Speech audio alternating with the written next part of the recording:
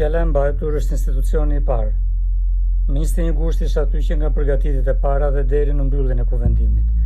Isha aty jo vetëm për të folur, po për të organizuar, bashkërenduar dhe mbajtur së bashku një ditë që duhet kalonte nga njoftimi në jetën reale. Pash njerëz që erdhën në shesh, pa i sjell askush me detyrim. Pash të tjerë që u bashkuan takimit më vonë.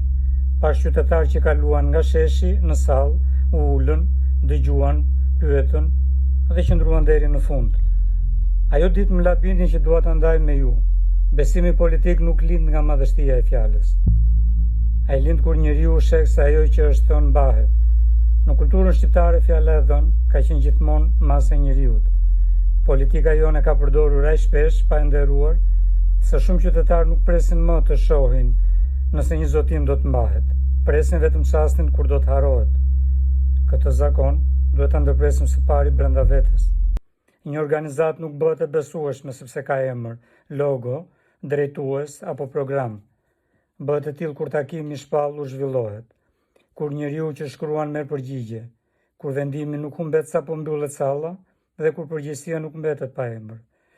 Ky është kuptimi që ka për mua faza e re e lërë e rinisjes. Me 21 gusht nuk përfunduam një punë, morëm përsipër për të mos e lëmë të humbas atë që nisi. Nga sot çdo antarësim duhet jetë një marrëdhënie vërtet dhe jo një emër në listë. Çdo takim duhet të ketë vazhdim. Çdo nismë vendore duhet të di kush e mban dhe kur do të raportojë për të. Çdo qytetar që troket e rinisja duhet kuptojë se nuk po hyn në një korridor ku humbet zëri i tij, por në një bashkësi që i detyrohet përgjigje. Kjo është edhe detyra ime si sekretar i përgjithshëm. Të ndihmoj që bindja të bëhet kalendar, që vendimi të ketë kujtesë, që njerëzit mos thirren vetëm për një ditë dhe që asnjë punë e pranuar të mos mbetet pa vijim.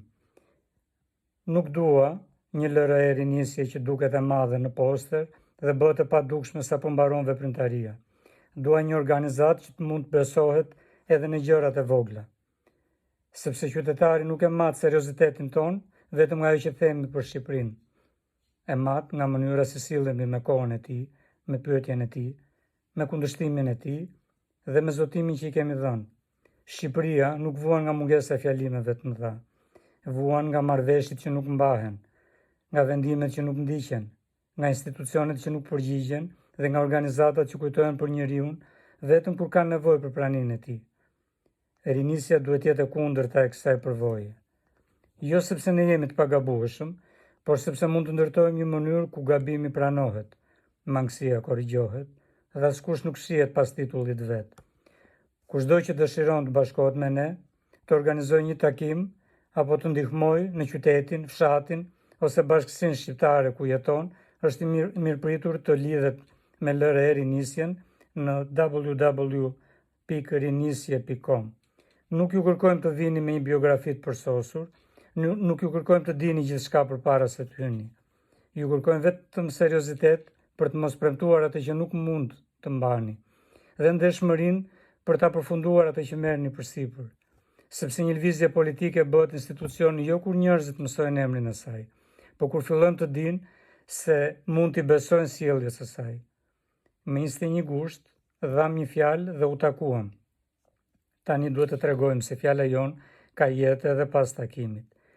Prej kësaj do të matet rinisja, prej kësaj do të matemi edhe ne. Ju përshëndes.